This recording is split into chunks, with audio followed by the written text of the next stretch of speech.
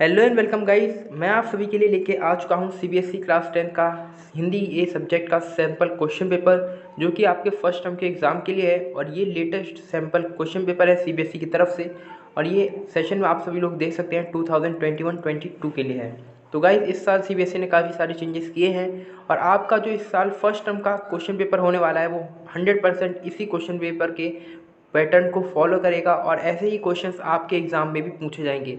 तो गाइज, आप इस वीडियो को पूरा एंड तक जरूर देखेगा, क्योंकि अगर आप यहाँ पर कुछ मिस करते हैं उसमें आपका ही नुकसान है। तो गाइज चलिए स्टार्ट करते हैं। तो गाइज, आपका जो फर्स्ट टर्म का एग्ज़ाम होने वाला है 2021 और 22 के लिए, तो वहाँ पर आपको 40 मार्क्स का क्वेश्चन पेपर आएगा, जो कि आपको 90 मिनट्स में सॉल्व करना है, यानी कि 1.5 घंटे के अंदर।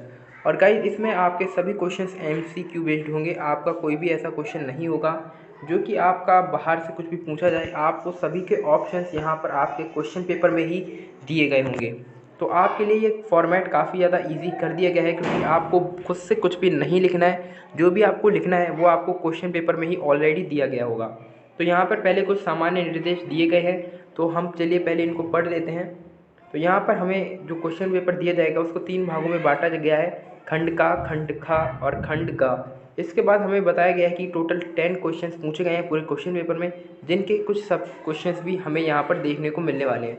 खंड का में कुल टोटल 20 क्वेश्चंस हैं, जिसमें से हमें सिर्फ 10 का ही आंसर देना है। फिर खंड खा में हमें टोटल 20 क्वेश्चन पूछे गए हैं, जहाँ पर हमें 16 क्वेश्चंस का आंसर देना है। फिर हमारे खंड ग में कुल टोटल 14 क्वेश्चंस पूछे गए हैं, जिनमें से हमें सभी के आंसर्स देने हैं।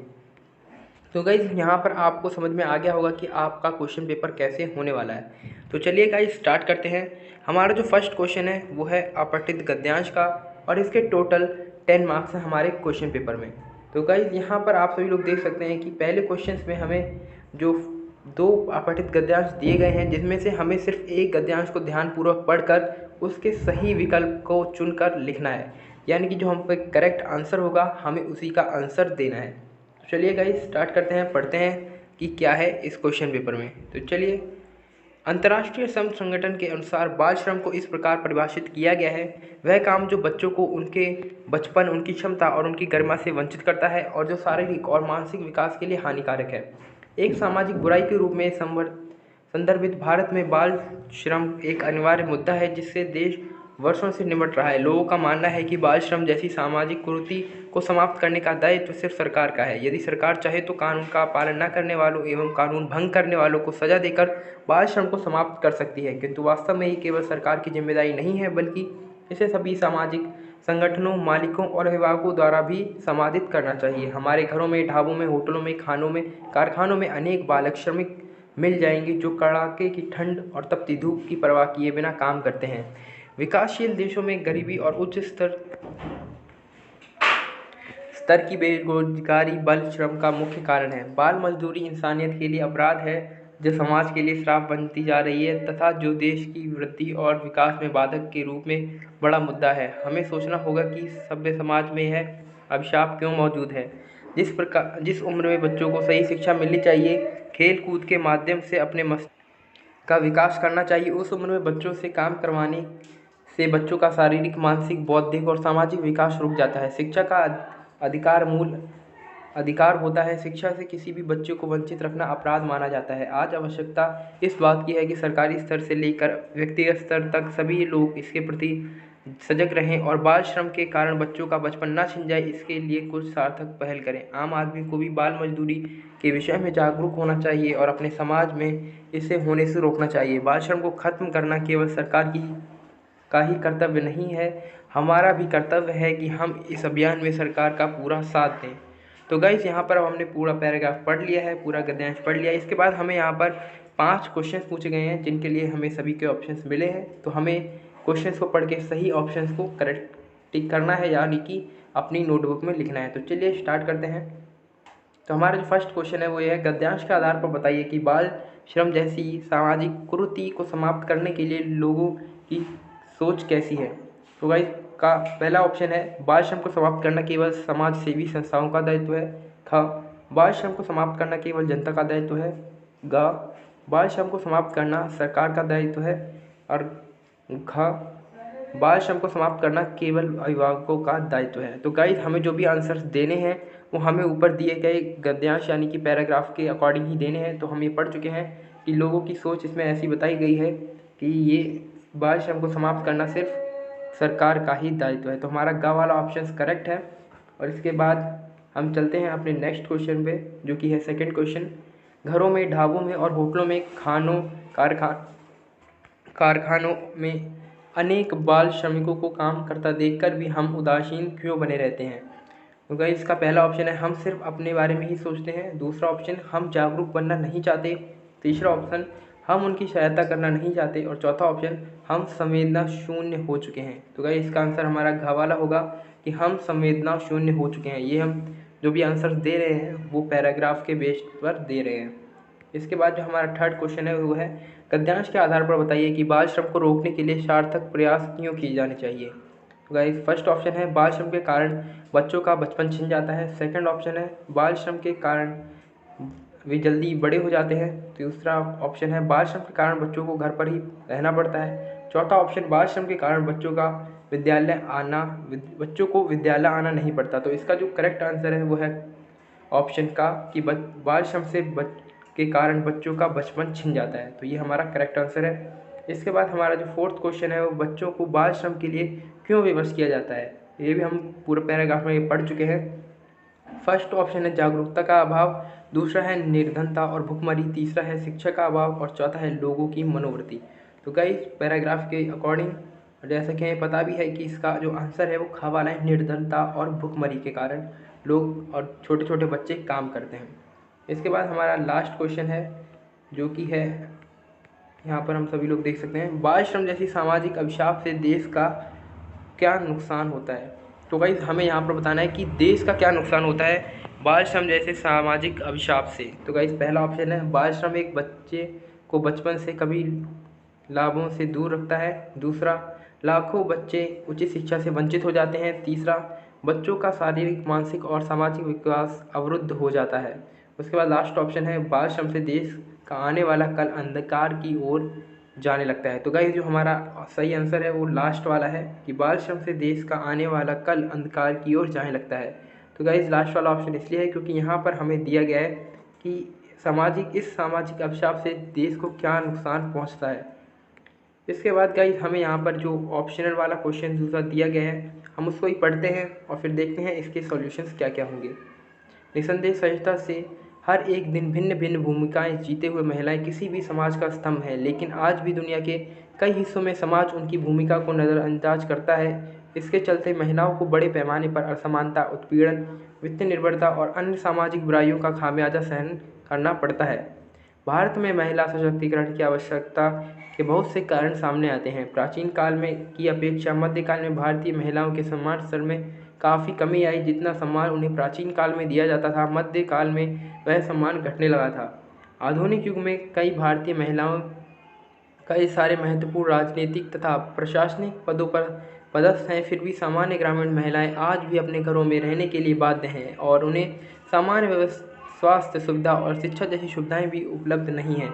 ग्रामीण महिलाएं सदियों से घर तथा खेतों में पुरुषों के बराबर ही काम करती आई हैं, लेकिन वहाँ उन्हें सामंती सोच के कारण दूसरे दर्जे का नागरिक ही माना जाता है। अब ग्रामीण समाज की सोच बदलने का वक्त आ गया है। सामाजिक असमानता, पारिवारिक हिंसा, अत्याचार और आर्थिक अनिर्भरता, इन सभी से महिलाओं को छुटकारा पाना है। तो ज़रूरत है महिला सशक्तिकरण की। महिला सशक्तिकरण से महिलाएं आत्मनिर्भर और शक्तिशाली बनती हैं, जिससे वे अपने जीवन से जुड़े हर फैसले स्वयं ले सकती हैं और परिवार और समाज में अपना स्थान बनाती हैं। समाज में उनके वास्तविक अधिकार को प्राप्त करने के लिए उन्हें सक्षम बनाना महिला सशक्तिकरण है। महिला सशक्तिकरण का अर्थ है महिलाओं को राजनीतिक, सामाजिक, शैक्षणिक और आर्थिक क्षेत्र में बराबर का भागीदार बनाया जाए। भारतीय महिलाओं का सशक्तिकरण बहुत ही हद तक भौगोलिक यानी कि शहरी और ग्रामीण शैक्षिक योग्यता और सामाजिक एकता के ऊपर निर्भर करता है। महिला सशक्तिकरण से महिलाएं केवल आर्थिक रूप से सुदृढ़ नहीं होती हैं, अपितु परिवार और समाज की सोच में भी सकारात्मक परिवर्तन दिखाई देने लगते हैं। वर्तमान समय में लोग बेटियों को बोझ समझकर दुनिया में आने से पहले ही मारे नहीं, इसलिए विकास की मुख्यधारा में महिलाओं को लाने के लिए भारत सरकार के द्वारा कई योजनाएं चलाई गई हैं। तो गाइस यहाँ पर हमने जो ऑप्शनल वाला जो हमारा पैराग्राफ था वो भी पढ़ लिया है। और इसके बाद हमारा पहला क्वेश्चन है गद्यांश के आधार पर बताइए कि महिला सशक्तिकरण की आवश्यकता क्यों महसूस की गई। पहला ऑप्शन, समाज में महिलाओं की स्थिति निर्बल थी। दूसरा, वे आत्मनिर्भर थी। तीसरा, वे अपने निर्णय लेने में सक्षम थी। और चौथा, वे शिक्षित थी। तो गाइस इसका जो आंसर है वो है फर्स्ट वाला ऑप्शन का। इसके बाद हमारा जो सेकंड क्वेश्चन है वो ये है, ग्रामीण सोच में परिवर्तन लाने के लिए क्या किया जा सकता है। पहला ऑप्शन, गांव में सुविधाएं उपलब्ध कराना। दूसरा, सड़कें बनवाना। तीसरा, अंधविश्वास और रूढ़ियों का विरोध। और चौथा, शिक्षा का प्रचार प्रसार। तो इसका जो करेक्ट आंसर है वो घ वाला है, जो कि शिक्षा का प्रचार प्रसार। और गाइस इसके बाद हमारा थर्ड क्वेश्चन है, आप लोग बेटियों को बोझ नहीं समझते, यह समाज की किस सोच का परिणाम है। ऑप्शन 1 पुरातन, ऑप्शन 2 सकारात्मक, ऑप्शन 3 नकारात्मक और ऑप्शन 4 संकीर्ण। तो गाइस इसका आंसर होगा हमारा ख वाला ऑप्शन सकारात्मक। और फिर इसके बाद हमारा फोर्थ क्वेश्चन है, महिला सशक्तिकरण से परिवार की आर्थिक स्थिति पर क्या प्रभाव दिखाई दिया। तो ये महिला सशक्तिकरण के बाद वो परिवार की जो आर्थिक स्थिति है उस पर क्या प्रभाव हमें दिखता है, उसके हमें यहाँ पर 4 ऑप्शंस दिए गए हैं। पहला ऑप्शन है वित्तीय निर्भरता समाप्त। दूसरा ऑप्शन है आर्थिक स्थिति में दुर्बलता। तीसरा ऑप्शन है आर्थिक स्थिति में सुदृढ़ता। और उसके बाद चौथा ऑप्शन है वित्तीय ऋण से मुक्ति। तो गाइस इसका जो करेक्ट आंसर है वो ग वाला ऑप्शन होगा, आर्थिक स्थिति में सुदृढ़ता। और इसके बाद हमारा जो पांचवा क्वेश्चन है वो ये है, क्या महिलाओं के सशक्तिकरण का पक्ष मात्र आर्थिक रूप से सशक्त होना चाहिए। जो महिलाओं का सशक्तिकरण है वो सिर्फ क्या पैसों से रिलेटेड ही होना चाहिए, सिर्फ पैसों से ही रिलेटेड नहीं गाइस, ऐसा नहीं होना चाहिए। तो हमें यहाँ पर 4 ऑप्शंस दिए गए हैं। पहला का, इससे वे आत्मनिर्भर हो जाती हैं। ख, नहीं, इससे उन्हें दोहरी जिम्मेदारियां निभानी पड़ती हैं। खंड ऑप्शन ग, हाँ, इससे वे शक्तिशाली बनती हैं। और ऑप्शन घ, नहीं, उनका भय मुक्त प्रतिबंधों से मुक्त होना भी आवश्यक है। तो गाइस इसका जो करेक्ट आंसर है वो घ वाला ऑप्शन। दोस्तों हम पहला क्वेश्चन सॉल्व कर चुके हैं और इसके बाद है हमारा सेकंड क्वेश्चन, जहां पर हमें 2 काव्यांश दिए गए हैं और इनमें से हमें किसी एक काव्यांश को पढ़कर उसके क्वेश्चंस के आंसर्स देने हैं। तो चलिए स्टार्ट करते हैं। तो गाइस यहाँ पर पहले हम इसे पढ़ लेते हैं, फिर इसके क्वेश्चंस की तरफ बढ़ते हैं। देश के आज़ाद होने पर बीता लंबी अवधि, अब असह इस दर्द से हैं धमनियाँ फटने लगीं। व्यर्थ सीधे सीढ़ीदार खेतों में कड़ी मेहनत किए हो गया हूँ और जर्जर बोझ ढोकर थक गया। अब मरूंगा तो जनाने के लिए मुझको, अरे 2 लकड़ियाँ भी नहीं होंगी सुलभ इन जंगलों से। वन कहाँ है जब कुल्हाड़ों की तृष्णा है बढ़ रही, काट डाले जा रहे हैं मानवों के बंधु तरवर। फूल से फल से दलों से मूल से तर उछाल से, सर्वस्व देकर जो मनुज को लाभ पहुँचाते सदा कट रहे हैं ये सभी वन। पर्वतों की दिव्य शोभा है निरंतर हो रही विद्रुप ऋतुओं, रो रही गगनचुम्बी वन सदा, जिनके हृदय से फूटते झरने नदी बहती सुशीतल नीर की हर पहर नित चहकते हैं कूकते रहते विहक फूल धरती का सहज श्रृंगार करते हैं जहाँ।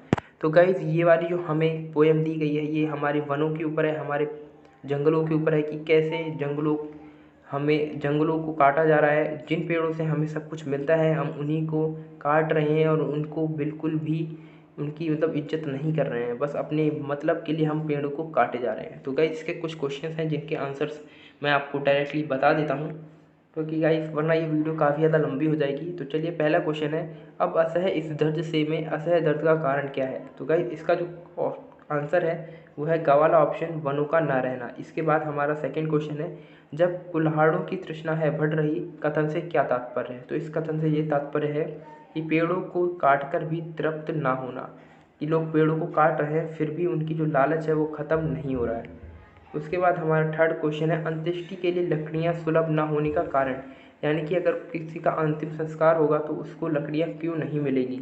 तो इसका जो हमें आंसर देना है वो है वन काटे जा रहे हैं, क्योंकि जब वन ही काट दी जाएंगे, जब पेड़ पौधे ही नहीं रहेंगे तो अंतिम संस्कार के लिए लकड़ियाँ कहाँ से आएंगी।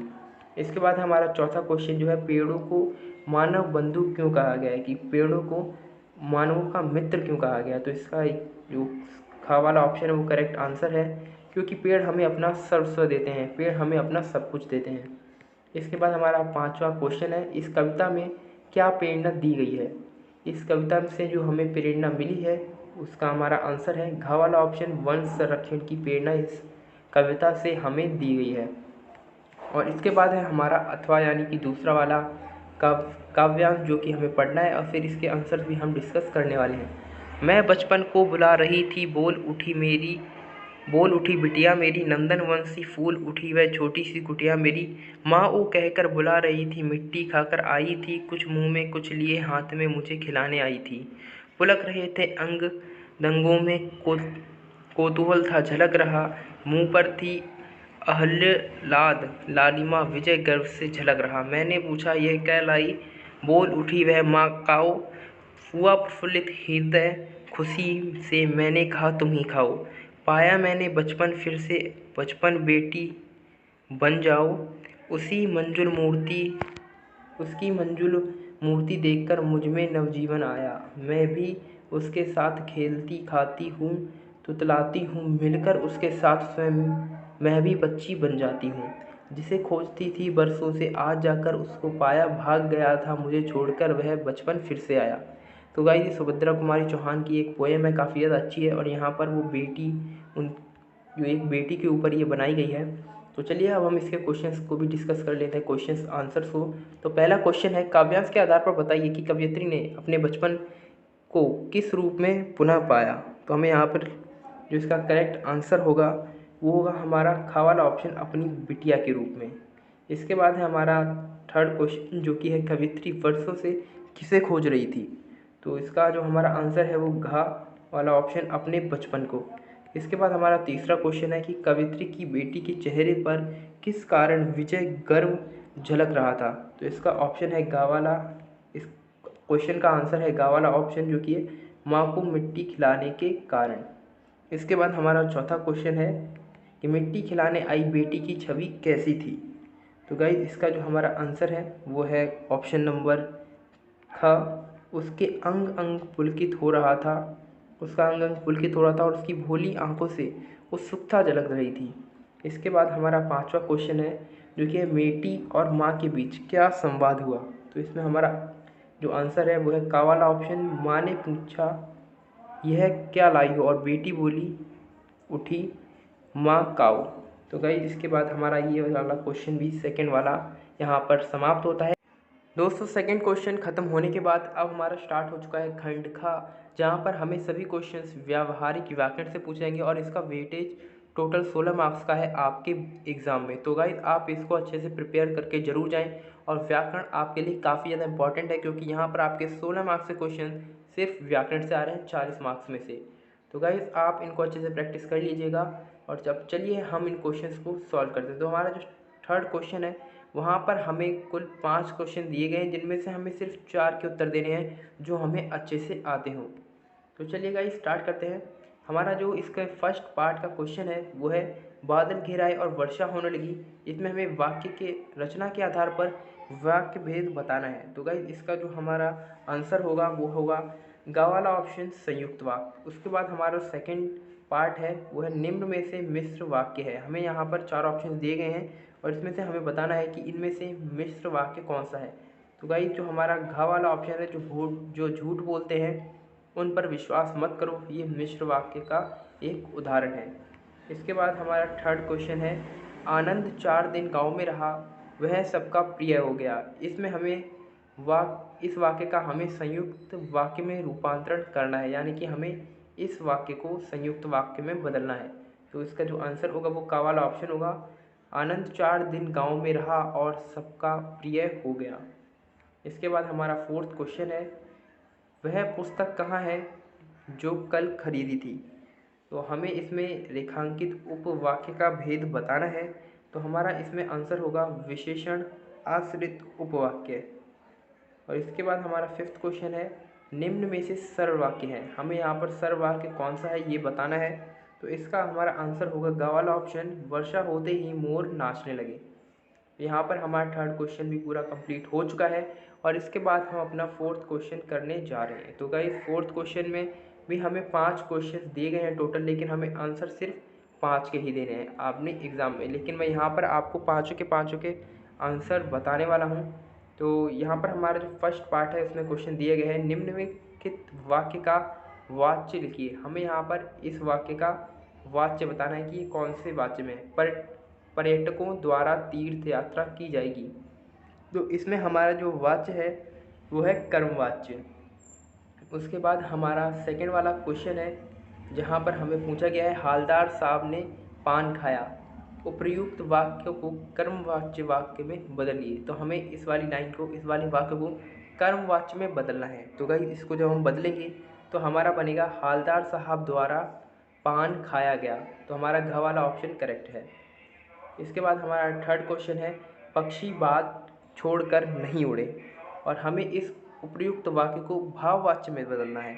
तो गाइस जब हम इसको भाववाच्य में बदलेंगे तो हमारा बनेगा खा वाला ऑप्शन, जो कि है पक्षियों से बाग छोड़कर उड़ा नहीं गया। तो ये हमारा करेक्ट आंसर है। इसके बाद है हमारा फोर्थ क्वेश्चन, जो कि है निम्नलिखित वाक्यों में कर्तृवाच्य वाला वाक्य छांटिए। इसमें हमें ये बताना है कि इसमें से चार ऑप्शन में से कर्तृवाच्य वाला वाक्य कौन सा है। तो यहाँ पर जो हमारा आंसर होगा, छात्रों ने सभी का स्वागत किया, ये कर्तृवाच्य वाक्य है। तो हमारा ग वाला ऑप्शन राइट है। इसके बाद हमारा पांचवा क्वेश्चन है निम्नलिखित में से कौन सा भाववाच्य का सही विकल्प है। तो हमें यहाँ पर बताना है कि यहाँ पर भाववाच्य वाक्य का कौन सा सही वाला ऑप्शन है। तो इसका आंसर जो है वो है हमारा खा वाला ऑप्शन, आओ वहाँ बैठ जाओ। ये हमारा भाववाच्य का सही ऑप्शन है, सही विकल्प है। इसके बाद हमने अपना चौथा क्वेश्चन भी कर लिया है, और अब हम चलते हैं अपने पाँचवें क्वेश्चन की तरफ, जहाँ पर भी हमें 5 क्वेश्चंस दिए गए हैं, लेकिन हमें आंसर सिर्फ 4 क्वेश्चंस के ही देने हैं। और हमारा यहाँ पर फर्स्ट जो वाक्य है, पहला पार्ट है इसका, वो है हम कल दिल्ली जा रहे हैं। तो यहाँ पर हमें रेखांकित पद का पद परिचय बताना है। तो यहाँ पर दिल्ली को यहाँ पर रेखांकित किया गया है, और इसका पद परिचय होगा खा वाला ऑप्शन, व्यक्तिवाचक संज्ञा, एक वचन पुल्लिंग और अधिकरण कारक। इसके बाद है हमारा सेकंड वाला ऑप्शन, यह बालक बहुत मेधावी है। तो यहाँ पर हमें यह शब्द का पद परिचय बताना है। तो गाइस इसका जो हमारा आंसर होगा वो होगा ग वाला ऑप्शन, जो कि है सार्वनामिक विशेषण एक वचन पुल्लिंग विशेष बालक। और इसके बाद है हमारा थर्ड क्वेश्चन, जहाँ पर हमें अचानक वर्षा होने लगी में अचानक पद का पद परिचय बताना है। और इसका जो हमारा आंसर होगा वो होगा खा वाला ऑप्शन, रीतिवाचक क्रिया विशेषण होने लगी क्रिया की विशेषता। और इसके बाद है हमारा फोर्थ क्वेश्चन, जो कि है वाह भारत मैच जीत गया। यहाँ पर हमें वह पद का पद परिचय बताना है, और इसका आंसर होगा विस्मयादि सूचक अव्यय प्रश्नार्थसूचक भाव की अभिव्यक्ति। ठीक है गाइस। इसके बाद है हमारा पांचवा क्वेश्चन, यहाँ पर शाबाश तुमने बहुत अच्छा कार्य किया में हमें तुमने का जो पद परिचय है वो बताना है। तो इसका जो हमारा आंसर होगा वो का वाला ऑप्शन होगा, मध्यम पुरुषवाचक सर्वनाम एक वचन कर्ता कारक। तो यहाँ पर गाइस हम 5 क्वेश्चंस को सॉल्व कर चुके हैं, और अब हम अपना 6th क्वेश्चन करने जा रहे हैं, इसके सॉल्यूशंस देखने जा रहे हैं, जहाँ पर हमें जो इसके 5 पार्ट्स दे रखे हैं उनमें से हमें सिर्फ 4 का आंसर देना है, और इसमें हमें सभी क्वेश्चंस रस टॉपिक से पूछे जाने वाले हैं। तो गाइस इसका जो फर्स्ट क्वेश्चन है वो है, एक और अजगर ही लखी एक और मृगराए विकल बटोही बीच में परियो मूर्छा खाए, उपर्युक्त काव्य पंक्तियों में निहित रस है। तो गाइस इसका आंसर होगा भयानक रस, क्योंकि यहाँ पर भय को दर्शाया गया है। उसके बाद हमारा सेकंड पार्ट का क्वेश्चन जो है, उत्साह किस रस का स्थायी भाव है। तो गाइस जो उत्साह होता है वो वीर रस का स्थायी भाव होता है, ऑप्शन नंबर खा। इसके बाद हमारा थर्ड क्वेश्चन है, श्री कृष्ण के सुनवचन अर्जुन क्षोभ से जलने लगे, जिस सब सील अपना भूल कर करतल युगल मलने लगे, संसार देखे अब हमारे शत्रुरण में मृत पड़े, करते हुए ये घोषणा वे हो गए उठकर खड़े। तो गाइस इसका जो हमें इन पंक्तियों में कौन सा रस है वो हमें बताना है। तो इनमें है रौद्र रस, यहाँ पर गुस्सा दर्शाया जा रहा है। इसके बाद हमारा चौथा क्वेश्चन, विभाव अनुभाव और संचारी भाव की सहायता से क्या रस रूप में परिणत हो जाते हैं। तो विभाव अनुभाव और संचारी भाव की सहायता से कौन सा रस रूप में चेंज हो जाता है वो हमें बताना है। तो इसका आंसर होगा हमारा गह वाला ऑप्शन, जो कि है स्थायी भाव।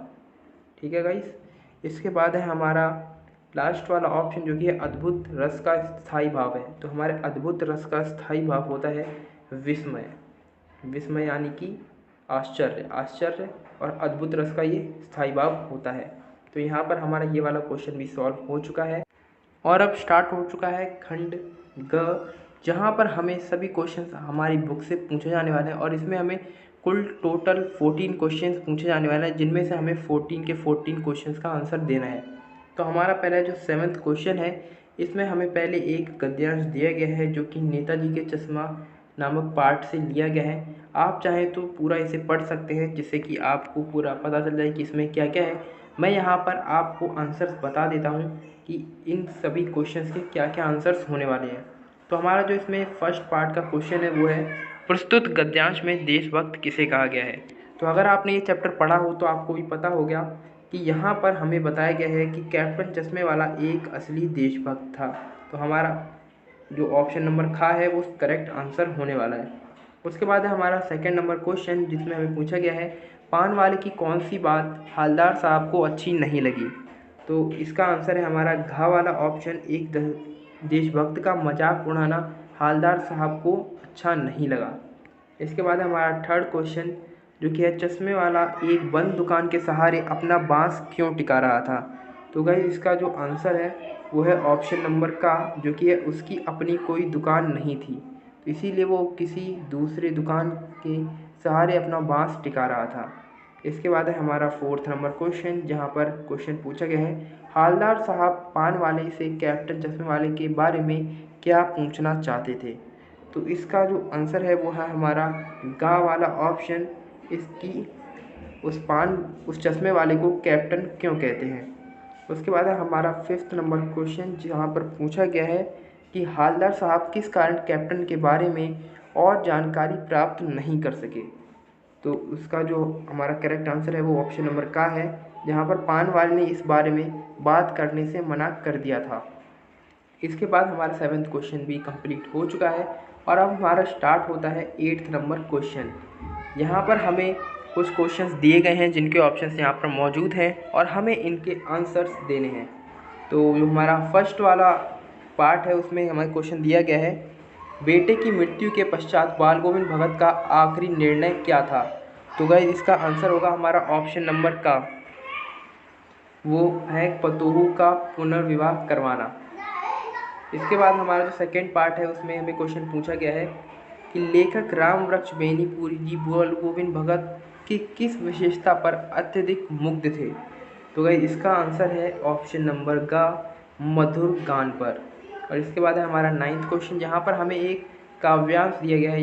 यहाँ पर हमें जो राम लक्ष्मण परशुराम संवाद है उसका एक पार्ट दिया गया है जिसे हमें पढ़ के नीचे दिए क्वेश्चंस के आंसर्स देने हैं। तो आप चाहें तो इसे पढ़ सकते हैं, मैं आपको डायरेक्टली इसके आंसर्स बताने वाला हूँ। तो चलिए गाइस स्टार्ट करते हैं।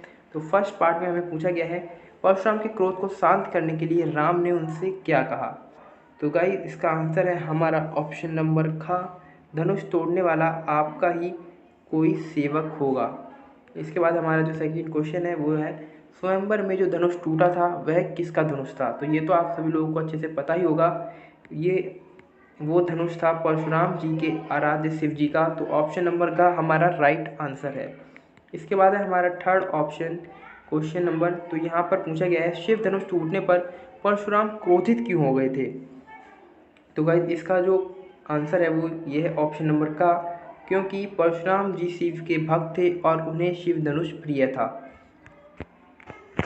इसके बाद हमारे फोर्थ वाले पार्ट क्वेश्चन का वो क्वेश्चन है, भृगुकुल केतु किसे कहा गया है। तो भृगुकुल केतु परशुराम जी को कहा गया है। तो हमारा ऑप्शन नंबर का करेक्ट आंसर है फोर्थ ऑप्शन वाले क्वेश्चन का, फोर्थ क्वेश्चन का। इसके बाद हमारा फिफ्थ क्वेश्चन, शिव धनुष तोड़ने वाले की तुलना परशुराम ने अपने किस शत्रु से की है। दोस्तों इसका आंसर होगा ऑप्शन नंबर खा, सहस्त्रबाहु। तो शिव धनुष तोड़ने वाले की तुलना परशुराम ने सहस्त्रबाहु से की थी जो उनका एक शत्रु था। यहाँ पर हमने नाइन्थ क्वेश्चन भी सॉल्व कर लिया है और इसके बाद है हमारा टेंथ क्वेश्चन। यहाँ पर हमें दो और क्वेश्चंस पूछे गए हैं जो कि हैं जो सूरदास के पद नामक काव्यांश से। तो चलिए गाइस यहाँ पर पहला जो क्वेश्चन हमसे पूछा गया है वो है, गोपियों के अनुसार किसने राजनीति की शिक्षा प्राप्त कर ली है। तो गाइस इसका आंसर है ऑप्शन नंबर ग, कि श्री कृष्ण ने राजनीति की शिक्षा प्राप्त कर ली है, ऐसा गोपियाँ बोल रही थी उद्धव से। उसके बाद हमारा सेकेंड क्वेश्चन है वो है, सूरदास के पद के आधार पर बताइए कि गोपियों ने व्यंग कसते हुए किसे भाग्यशाली कहा है। तो गाइस इसका आंसर है हमारा ऑप्शन नंबर ख, क्योंकि यहाँ पर गोपियों ने उद्धव को ही भाग्यशाली कहा था। और इसके बाद हमारा ये क्वेश्चन पेपर यहीं पर ख़त्म हो जाता है। तो गाइस, अगर आपको ये वीडियो अच्छा लगा हो तो हमारी इस वीडियो को लाइक ज़रूर कर दीजिएगा और हमारे चैनल को ऐसे ही वीडियोस को पाने के लिए सब्सक्राइब भी कर लीजिए। मिलते हैं गाइस नेक्स्ट वीडियो में। और अगर आपको कोई भी डाउट हो या आप कुछ भी फीडबैक देना चाहते हो तो वो आप हमें कमेंट बॉक्स में दे सकते हैं। Guys thank you and tata bye bye. मिलते हैं नेक्स्ट वीडियो में।